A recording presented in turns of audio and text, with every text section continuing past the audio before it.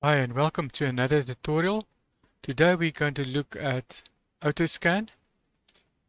I'm pretty sure that a lot of people have never heard of it, so let's delve into the function of an Otoscan. So let us get in our white coats on and look at the scientific jargon on quantum physics. In quantum physics, it says that an entangled particle remains connected so that the action performed on one affects the other, even when separated by a great distance. Now, this phenomenon riled Einstein, and he called it a spooky action at a distance.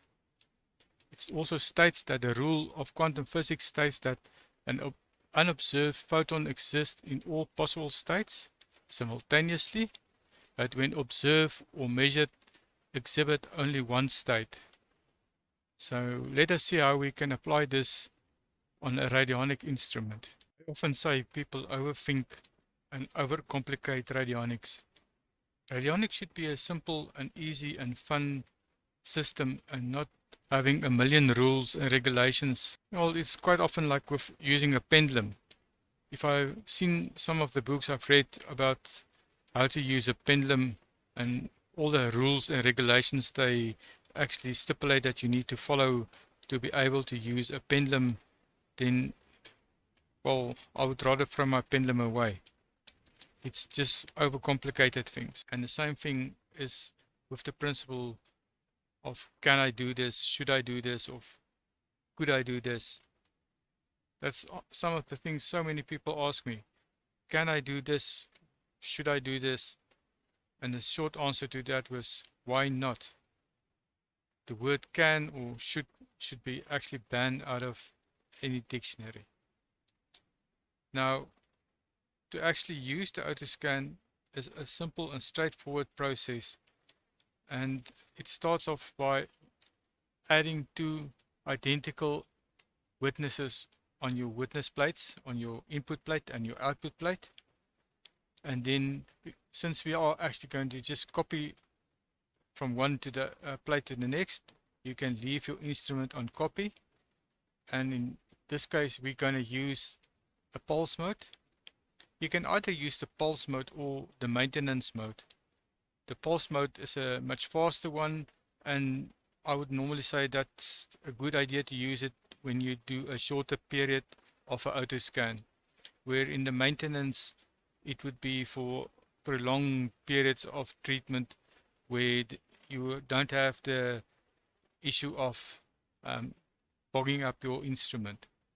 So I will also explain that and show you how you can. I'm using it personally in a different setup.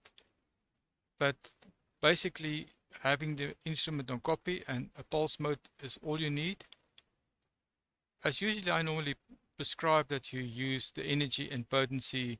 It's not necessary, but it's definitely a helping point to increase the energy. On the point of energy, most homeopathic remedies would have an energy level of 30 units. So anything above 30 units of energy is a more positive and stronger energy structure that you put into the system. It's not advisable to go directly to 250 because I normally say that it will blow the person's fuse. You can progressively go up to 250, but never starts at 250, especially if it's a new session. So I normally would go 75 as a starting point, but since I'm brave and stupid, let's start at 125. And then again, potency is of preference, or best idea is to douse for it. And then again, I'm a sucker for high potency, so I will go immediately for myself to a 10 mm and leave it at that. And then all you need to do is to basically start the instrument, and that's as simple as that. Now you're doing an Otoscan. So what is an Otoscan?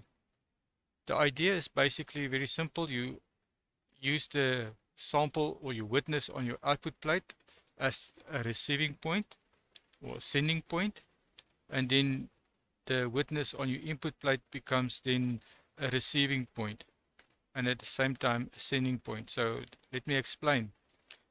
Since we have nothing on our dials, we are actually now creating a quantum entanglement link between the owner of the witness, the person you are actually having on the Otoscan. So you are sending a signal out to his system, and the system will check for it and then return a signal back to the input plate responding to that. And in that way, you are creating now a loop where the person becomes the third part of the equation, where you actually sending out a signal, receiving a signal, then put a signal through your instrument, inverting it 180 degrees, and then return it to the person. Now, if you keep on doing this for a long period of time, you actually basically, well, it's the onion concept where you actually remove it layer from layer. That basically means that every time you do a single session or treatment where there's a pulse going out to the person, it will correct whatever it found within the energetic system. And then as he corrects it, he sends it back to the input plate where it's now readjusting the witness to the new energy structure, which then again inverted 180 degrees, sending it back to the witness on the output plate, back to the person, and it creates a loop like that, which basically means for if you do this for a prolonged time period, it basically systematically remove all defects or deviations out of the system. So I can hear everybody go, so what's a prolonged time period?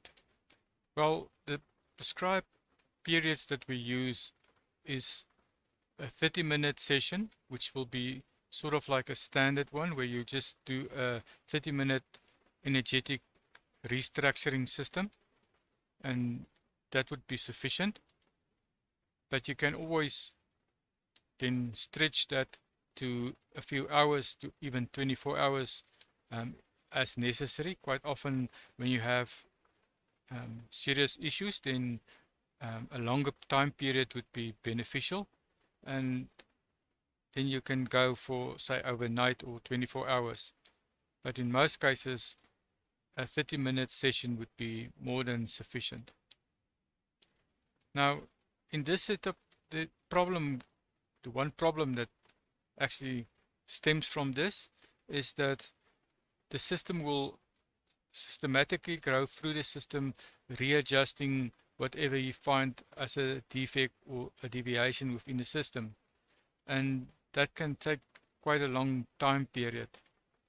Now, the solution to that is that you can use your dials or even your card slot to actually sort of prescribe to the system an area where you feel there's more emphasis that is necessary. Let me give an example. For instance, say a person have a headache. It's no use looking at his toe fungus or whatever in the system, waiting for it to eventually get to the headache. So quite often the idea then would be is to dial up head or headache onto your instrument and then use that to then sort of tell the system that that's where you want him to go first to look for any defects or deviations and then fix that before you even look at anything else within the system. So you can redirect the system by using your dials or the card slot for a specific health challenge.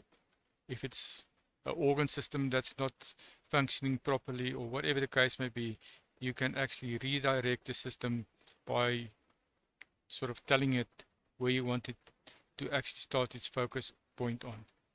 And that's basically an easy way to make sure that you deal with immediate problems rather than wait for it until it gets to it, because the system might not see it as a priority, and therefore it can take hours or even days for it to get to that point. Depends on how many deviations and problems it finds within the system. So by using your dials and cards, you can actually take a shortcut by instructing it to deal with immediate issues that you have in the system. In the Otoscan function, you can also most probably use handhelds, which is the red for right and left, black for left. But this is unfortunately also where you've been then tied down to the instrument for the next half an hour or so, which is mostly not a big problem, but it can be sort of seen as time wasted. There is a slight advantage of using this, and that is that you also then create an internal circuit as you create an additional loop through the handhelds. So that's another option by using handhelds, and that's purely of choice.